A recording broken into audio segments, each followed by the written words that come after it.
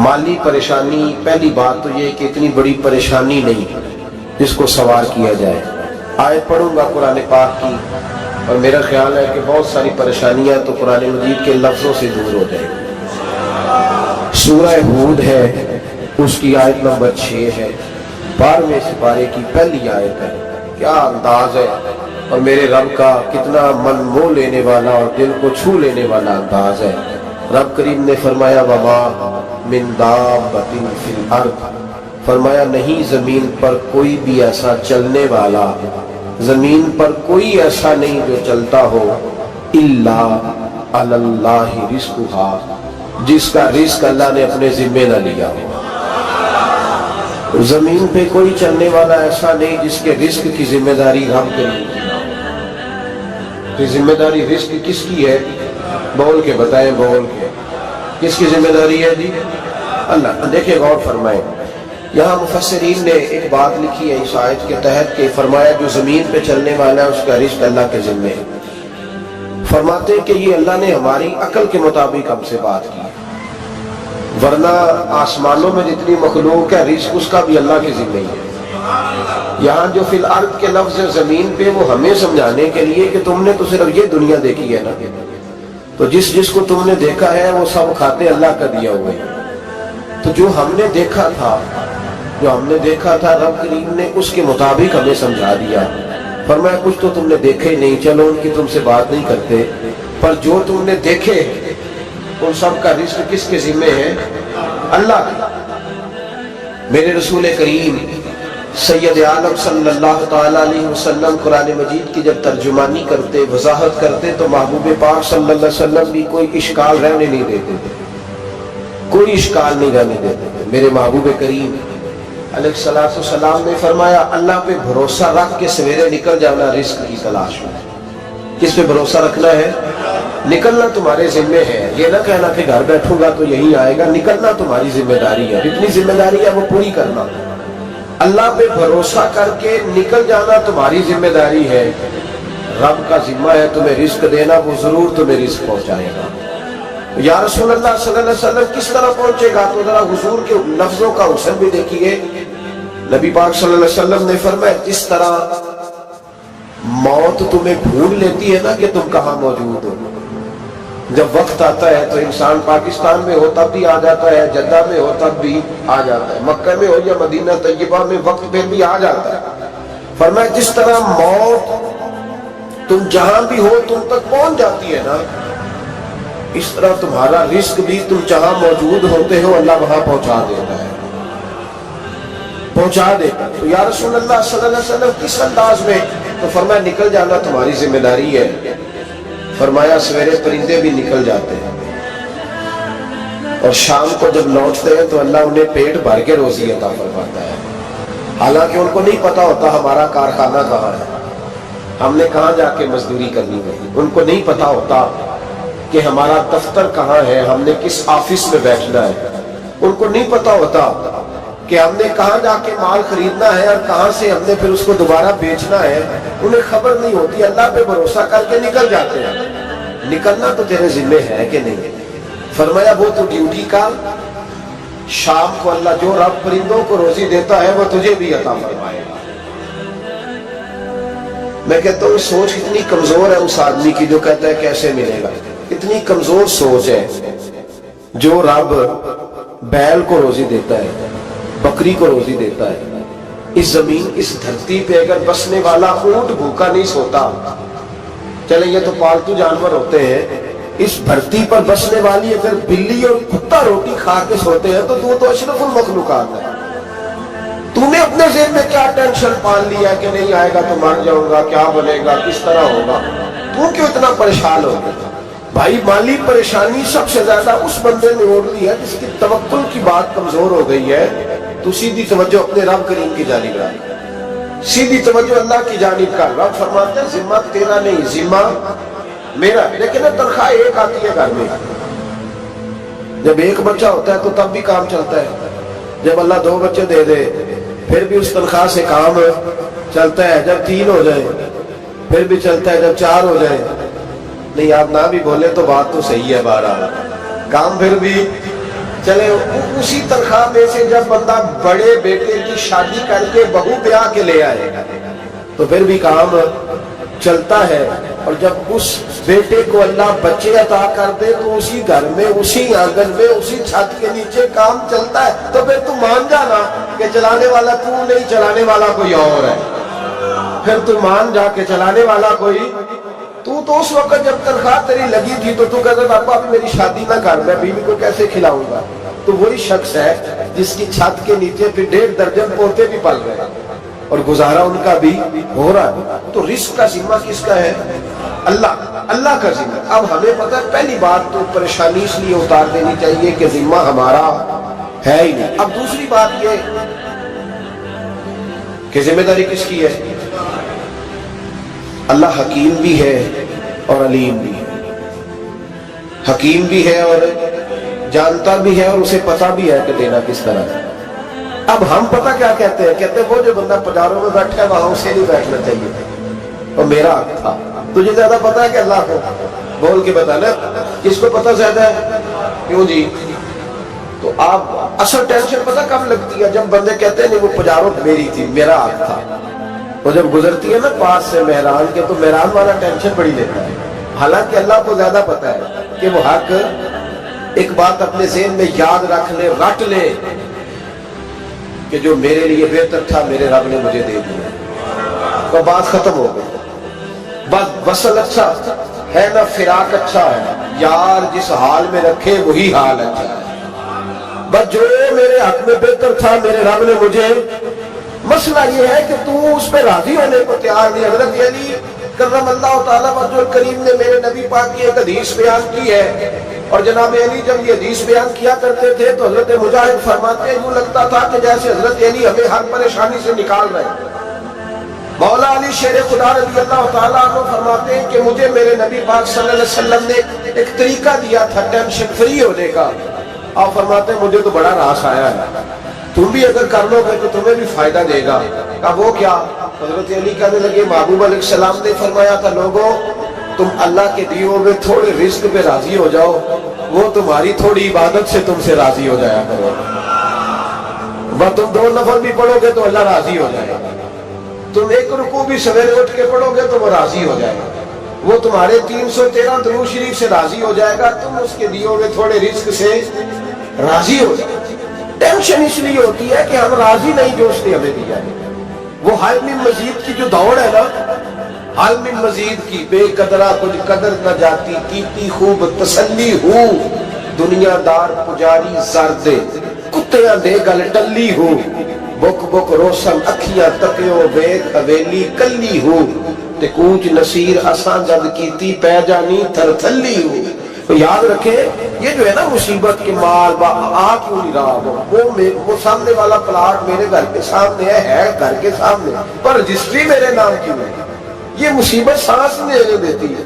Motor cycle کھڑی کرتا ہے نا جب آ کے دکان سے روٹی کھانے آتا ہے، دفتر سے گھر آتا ہے، کاروبار سے آتا ہے، تو جہاں موٹر سائیکل کھڑی کرتا ہے وہ ٹینشن بڑی ہے کہ کبھی میری ہو جائے نا یہ والی جگہ تو میں یہاں بھی بورڈ لگاؤں اپنے نام. اس نے والی پریشانی پیدا کی. تو جس حال میں ہے کیونکہ تو نے اپنا یہ حال خود نہیں بنایا، جس نے بنایا ہے وہ بڑا بہتر جانتا تھا کہ تو اسی حال میں اسے اچھا لگتا ہے. تو اسے اسی حال میں ایک بزرگ تھے تو ان کی طبیعت بڑی علیل ہو گئی، بیمار ہو گئے تو اللہ نے آزمائش دی تو کیڑے پڑ گئے وجود میں. ایک کیڑا یہاں سے کھا رہا تھا، اللہ والے بڑے راضی رہتے ہیں اس کی رضا میں. تو کیڑا یہاں کھا رہا تھا تو نیچے گر گیا تو بابا جی نے اٹھا کے پھر وہاں رکھ لیا. کہنے لگے جب اس نے تیری ڈیوٹی مجھے کھانے کی لگائی ہے تو میں اس بات پہ راضی ہوں تو نیچے کیوں گرتا ہے؟ بٹ ٹھیک ہے کھا، جب اس نے تجھے ڈیوٹی جو تیری لگائی. سالبہ بن عبد الرحمن ایک صحابی تھے. سالبہ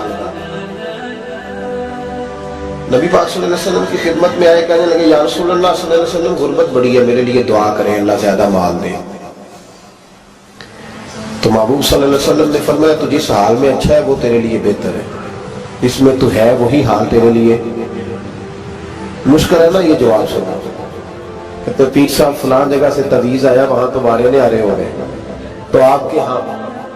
تو میں کہتا ہوں یہ تویز دینے والا اگر تویز دے کے امیر بناتا ہے تو پہلے خود کیوں نہیں بنتا؟ یہ خود تو 150 کا طویل بیچ رہا ہے, اپنی بیچارے کی حالت یہ ہے. اگر اتنا ہی طویل اس کا چلتا ہوتا تو پہلے 5 جو تجاروں اس کے دروازے پہ کھڑی ہوتی. عجیب چکر ہے اور عجیب جگہ لوگ الجھ گئے, سمجھتے ہی نہیں بات کو. یا رسول اللہ صلی اللہ علیہ وسلم دعا کر دے تو محبوب نے کیا فرمایا؟ فرمایا تو جس حال میں ہے نا وہ حال تیرے لیے بہتر ہے, اسی میں رہ. کہ نہیں حضور دعا کرے. فرمایا سال بعد تو بعد آ. حضور دعا کرے. فرمایا تو بعد آ جانا. 2-3 دفعہ کہا, ضد کی. محبوب نے فرمایا جا پھر اللہ تجھے زیادہ پیسے دے گا. چند بکریاں خریدی, اتنی برکت ہوئی کہ بکریوں کے ریوڑ بن گئے. پھر کچھ بکریاں بھیج کے گائے خرید لی, ان کے بھی ریوڑ ہو. پھر کچھ اونٹنیاں لے لی, ریوڑ ہی ریوڑ. پہلے 5 وقت مسجد میں آتے تھے, اب فجر اور عشاء رہ گئے. پھر مال زیادہ ہوا تو مدینے شہر میں کوئی جگہ ہی نہیں, مدینے سے باہر حویلی خریدی, پھر جمعہ ہی رہ گئے. جمعے کے جمعے آتے. زکوٰۃ کا حکم آیا. میرے نبی کریم علیہ السلام نے حضرت ابو ہریرہ کو بھیجا. فرمایا جا اسے کہہ تیری زکوٰۃ بنتی ہے 2.5%. 10 کروڑ روپیہ ہو تو کتنی زکوٰۃ بنتی ہے؟ 1 کروڑ کی 2.5 لاکھ ہوئی نا, تو 10 کروڑ کی کتنی ہوئی؟ تو بڑی مصیبت ہے جب بینک سے میسج آتا ہے نا کہ 25 لاکھ نکل گیا تیرے اکاؤنٹ سے. بہت بڑی مصیبت, بڑی ٹینشن ہوتی ہے. ایک صاحب میرے پاس آئے, ان کی زمین اچانک مہنگی ہو گئی.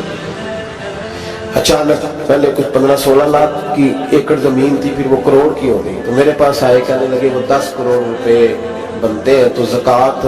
تو میں نے کہا آپ نے کیا کیا؟ ذری زمین پہ عشر آتا ہے, اس پہ زکوٰۃ نہیں آتی, تو آپ نے کیا کیا؟ کہنے لگے وہ کچھ سوسائٹی کے رول کے مطابق میں نے فائلیں وغیرہ لے لی ہے, اب میں نا کبھی موقع آئے گا تو ان کو بیچوں گا. تو میں نے کہا تو آپ کا یہ بال ہو گیا بزنس کا, اب تو اس پہ زکوٰۃ آئے گی. 10 کروڑ پہ جب 25 لاکھ سنا تو کہنے لگے فوراً دینی پڑتی ہے کہ تھوڑی تھوڑی سے بھی کام چل جاتا ہے. تو میں ان کا چہرہ دیکھنے لگا. میں نے کہا نہیں وہ تو آپ کو پتا ہے, ویسے حضرت عمر فرمایا کرتے تھے بانٹ کے نہ دو, کوشش کرو کسی ایک کوئی دو, چلو کسی کا کچھ بن جائے, تو ایک کوئی دینی چاہیے. کہنے لگے تو مطلب یہ ایسا ہی حکم ہے؟ میں نے کہا آپ کسی اور سے تحقیق کر لیں. اب یہ بھائی لیتے وقت نہیں تجھے ٹینشن ہوئی کہ 15 لاکھ کا کروڑ ہو گیا, تو اس وقت کبھی تو نے کہا کہ یا اللہ, تو یہ کیسی سوچ ہے مسلمان, کس طرح کا اس کا ہے؟ ہمارے ہاں جب کسی آدمی پہ حالات خراب ہوتے ہیں نا, تو سب سے پہلے وہ اس طرح کرتا ہے کہ جو میں کہیں اللہ کے راستے میں دیتا ہوں پہلے اسے بند کروں. جس راستے تجھے آ رہا تھا پہلے تو نے وہ راستہ بلاک کیا. حضرت اسماء بنت ابی بکر صدیق کہتی ہیں میں حضور کو مسجد کے لیے, ادارے کے لیے, صحابہ صفا کے لیے کچھ دے رہی تھی, تو میں نے گننا شروع کیا تو حضور مسکرانے لگے. حضور مسکراتے کیوں ہیں؟ تو فرماتے لگی, محبوب فرمانے لگے اسماء اللہ کے راستے میں گن گن کے نہ دیا گا, ورنہ وہ بھی تجھے گن گن کے دے گا. تو اس کے راستے میں بے حساب دے, وہ بھی تجھے بے حساب ہی عطا فرمائے گا. لیکن پہلے یہ والا پہلے دروازہ بند کرو, یہاں سے پیسے ختم ہو رہے ہیں. تو اس طرح کرنا بھائی, اس دفعہ سوٹ ذرا گرمیوں والے نہ خرید, لیکن جو تو اللہ کے راستے میں دے رہا ہے اسے دیتا رہے. لیکن ہم اپنا نقصان کرتے, زیادتی کرتے اپنے ساتھ. میں نے آپ کو پہلے بھی بتایا تھا پیار کی بولی ہے, پھر بولتا ہوں. ایک بڑے بڑے پیار والے دوست ہیں, ایک دفعہ مجھے کہنے لگے کہ آپ کئی دفعہ اعلان کرتے ہیں تو مجھے اچھا نہیں لگتا, اور آپ ادارہ بھی بہت زیادہ بننے والا ہے, بڑی چیزیں میں دیکھتا ہوں جو ہوں تو بڑا نظام اچھا ہو جائے, آپ دعا کریں اللہ مجھے پیسے دے تو میں بڑے سارے خرچ کروں گا اس کے راستے. تو میں نے کہا یا اللہ اسے 10 کروڑ دے, یہ 9.5 کروڑ تیرے راستے میں دے دے. تو چپ کر گیا, جس طرح آپ نہیں کر گئے سارے, چپ کر گیا وہ بھی. اس نے کہا جی نہیں جی انشاءاللہ کریں گے. تو میں کیا پلیا جی دعا پہ یوں دیا, ابھی تو وہ آئیں گے تو تب دیکھی جائے گی. تو یہی اڑ گیا, یعنی 9.5 کروڑ اللہ کے راستے میں خرچ کرنے کی دعا پہ بھی آمین کوئی نہیں کہتا کہ چلو آمین نہیں کہہ دے. تو میں کہا تینوں تو 50 لاکھ بچتا سی پیا, لیکن تو اس سودے پہ تیار. جب یہ سوچ ہوتی ہے, یہ غلط سوچ ہے. یہ بات تو اگر تم مسکرانے والی, لیکن یہ سوچ صحیح نہیں. حضرت عثمان رضی اللہ تعالیٰ عنہ کہتے ہیں جس وقت نبی پاک صلی اللہ علیہ وسلم نے اعلان کیا نا جنگ کے موقع پر کہ 800 سپاہیوں کا خرچہ چاہیے, کہتے ہیں میرے پاس 600 کا تھا. یہاں ایک روایت میں حضور نے 1000 کا اعلان کیا تو میرے پاس 800 کا تھا. جب 2-3 دفعہ نبی پاک نے اعلان کیا تو کہتے ہیں میں نے کھڑے ہو کے کہا یا رسول اللہ پورا 800 میری طرف سے. کہتے میں نے 200 سپاہی کا خرچہ ادھار اٹھایا لیکن پورے 2 مہینے نہیں گزرے تھے، رب کریم نے مجھے کئی گنا کر کے پیسے واپس عطا فرمائے۔ پر بات تو یہ ہے کہ تیری وہاں لو لگی ہو، تو تجارت کرتا ہے ان لوگوں کے ساتھ جو کیا دے سکتے۔ تو سالبہ کے پاس حضور نے پیغام بھیجا، پہلے تو کہا تیرے لیے بہتر نہیں مال، جب اصرار کیا تو بڑی برکت ہو گئی، بڑا آیا تو فرمایا زکوٰۃ دے، 2.5 زکوٰۃ ہے۔ جب سوچا کہ 5 اونٹوں پہ ایک بکری جائے گی اور بڑا سارا مجھے دینا پڑے گا، اب جب غور کیا تو یہ تو نہ کہا کہ میں نہیں دیتا۔ حضرت ابو ہریرہ سے کہنے لگے نبی کریم علیہ السلام کی خدمت میں عرض کرنا کہ میں خود آؤں گا۔ حضرت ابو ہریرہ نے آ کے عرض کی یا رسول اللہ صلی اللہ تعالی علیہ وسلم، حضور وہ کہتے تھے میں خود آؤں گا، تو کہتے ہیں محبوب نے ٹھنڈی سانس لی، فرمایا اسے کہا تھا کہ تیرے لیے مال بہتر نہیں، اب ہلاک ہو گیا، ہائے افسوس ہلاک ہو گیا۔ ان کو بھی تھوڑی دیر کے بعد احساس ہوا کہ یہ میں نے کیا کیا، نبی پاک کوئی کہہ دیا نہیں ہے، حضور کو کہہ دیا بعد میں آؤں گا۔ اب دوڑے آئے، عرض کی حضور میں سارا کچھ لے کے آیا، قبول کر لے۔ محبوب نے فرمایا گویا بلال حبشی کی خشک کھجور بھی قبول ہے، اور صہیب رومی ایک اٹی باندھ کی لائے تو وہ بھی قبول ہے، اور عمار بن یاسر اور مصعب بن عمیر اگر 2 دینار دے جائیں اور کوئی پرانا جوڑا کسی سپاہی کے لیے چھوڑ جائے تو وہ بھی قبول ہے، لیکن تو اپنا لاکھوں لے کے چلا جا، تیرا کوئی نہیں قبول، معاف کر دے۔ فرمایا جا معاف کیا، پر پیسے لے کے نہ آنا۔ اگلے سال پھر آئے، بندے ہوئے ہاتھ ہیں، محبوبہ میں دولت کا کیا کروں، آگ لگانی ہے، قبول کر لے، فرمایا تو لے جا، تیرا نہیں قبول، گرا جو ان کی نگاہ سے وہ سنبھل نہیں سکتا۔ حضور نے وصال ظاہری کیا تو جناب صدیق اکبر کے پاس آئے، لاکھوں کا مال، ابو بکر قبول کر لو، تو جناب صدیق اکبر کہنے لگے اس کا کر لو جس کا نبی نے نہیں کیا، چل جا کوئی نہیں چاہیے۔ حضرت عمر کے زمانے میں قحط پڑ گیا، بارشیں نہیں ہوتی، غلہ نہیں ملتا، حالات خراب ہے، مالی طور پہ بحران آ گیا، غربتیں، مجبوریاں، تکلیفیں، آ کے روئے عمر میرا قبول کر لو، مجھے معافی تو مل گئی تھی نا۔ فرمایا معافی اپنی جگہ پہ، پر جس کا مصطفیٰ نہیں قبول نہیں کیا۔ بہت سارے لوگوں کو پتہ ہی نہیں کہ ان کا قبول ہی نہیں ہوا، اور وہ الجھے ہوئے، انہیں خبر ہی نہیں کہ اصل بات کیا ہے۔ فرمایا جس کا مصطفیٰ کریم نے قبول نہیں کیا، اب ہیرے اور جواہرات بھی لے کے آئے تو بھوکے مریں گے، پر اس کا قبول، اس بات پہ راضی رہو اس حال میں اللہ نے رکھا ہوا، اس حال میں راضی رہو۔ جو مصیبت ہے نا دیکھنی کہ وہ بھی میرے پاس، تمہیں کیا پتا، کبھی پوچھ تو صحیح اس سے وہ کس مصیبت کا شکار ہے، جو مالی طور پہ بڑا امیر ہے، تو اس کی طرف دیکھ کے اپنا دل برا کرتا ہے۔ بس جس حال میں رب نے رکھا ہے اس حال میں رہ۔ حضرت عثمان غنی کے زمانے میں تو وہ وصال کر گئے، لیکن بھائی تو جس حال میں تیرا رب تجھے رکھتا ہے اس حال میں رہ، تیری مالی پریشانیاں ختم ہو جائیں۔ میں نے پہلے بھی شاید آپ کو دفعہ کہا تھا، میں تعلیم سے فارغ ہوا تو میرے ایک استاد اور میرے کچھ دوست کہنے لگے افریقہ آ جائیں آپ، بھائی بہت بڑا ادارہ ہے، اس کو چلائیں، اس کو سنبھالیں۔ میری والدہ سے میں نے کہا، اس طبیعت ہوتی ہے نا انسان کی، میرا بھی دل لگ گیا۔ میری اماں پڑھی نہیں تھی لیکن اللہ نے دانائی بڑی عطا فرمائی تھی، حکمت بڑی تھی، سیانی بڑی تھی۔ تو میں نے کہا اماں جی تو مجھے ساؤتھ افریقہ کی دعوت ہو رہی ہے، تو آپ کیا کہتی ہیں؟ اٹھ کے میرے پاس آ گئی اور مجھے انہوں نے اپنے بازوؤں میں لے لیا، پھر میرا ماتھا چوما، کہنے لگی پتر میں تو بال بھی نہ پوٹ کے دیوا کسی، ہم نے دولت کا کیا کرنا، تو اللہ کا نام لے کے کہیں بیٹھ جا، رب کریم رونقیں لگا دے، خیر ہو جائے۔ تو میرے بھائی یاد رکھیں ان چیزوں سے تھوڑا سا دیکھیں نا، قناعت کریں، جو اللہ نے دیا اس پہ راضی ہو جائے، اللہ بڑا مہربان ہے، وہ آسانیاں کرتے ہیں۔ تو یاد رکھیں میرے رسول کریم علیہ السلام نے ایک تو ہمیں درس یہ دیا ہے کہ تو سمجھ جا، قرآن نے ہمیں بتایا ہے کہ روزی تیری ذمہ داری نہیں، روزی کس کی ذمہ داری ہے؟ اللہ کی۔ اور دوسری بات یہ کہ جو اللہ نے تمہیں دیا ہے اس پہ تو راضی ہو جا، تیری مالی پریشانیاں ختم ہو جائیں۔ اور پھر حضور صلی اللہ علیہ وسلم نے فرمایا مذہبی طور پر جب دیکھو تو آگے دیکھو، اور دنیاوی طور پر جب دیکھو تو پیچھے دیکھو، پریشانی ختم ہوگی۔ مذہبی طور پر جب دیکھو، جو 5 نمازیں پڑھتا ہے وہ تہجد پڑھنے والے کو دیکھے، اور جو تہجد پڑھتا ہے وہ اشراق چاشت پڑھنے والے کو دیکھے۔ اور جو بندہ اشراق اور چاشت پڑھتا ہے پھر اس کو دیکھے جو سارا دن مصطفیٰ پہ درود پڑھتا ہے، اوپر دیکھے کہ میں نے اور نیک ہونا ہے اور نیک، اور جب مالی معاملہ ہے تو پھر نیچے دیکھ، اگر تو بیٹھا نا پجاروں پہ تو پھر ٹوڈی والے پہ نظر کر اس کا کیا حال ہے، اور اگر تو وہاں بیٹھا ہے تو دیکھ مہران والا بھی تو گاڑی چلا ہی رہا ہے، اور اگر تو وہاں ہے تو موٹر سائیکل والا دیکھ، اور تو وہاں ہے تو پھر سائیکل والے پہ نظر، اور اگر تو سائیکل والا ہے تو پیدل والے کو دیکھ، اگر تو کرائے کے مکان میں رہتا تو پھر جھونپڑی والے کو دیکھ، اور اگر تو جھونپڑی میں رہتا ہے تو پھر بھی پریشان نہ ہونا، کچھ ایسے بھی ہیں جنہیں جھونپڑی بھی نصیب نہیں، جو سڑک پہ لیٹے ہوئے ہیں، اور اگر تو تندرست ہے نا تو کبھی جا کے ہسپتال میں دیکھ حال کیا ہے، لوگ کس حال میں، تو ہم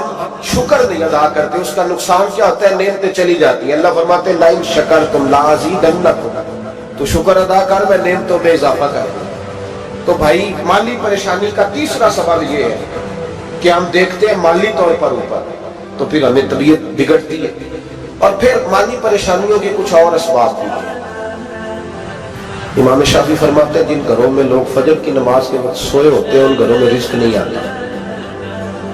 آپ فرماتے ہیں فجر کا وقت اللہ کے دینے کا وقت ہے، اس وقت اللہ بانٹتا ہے۔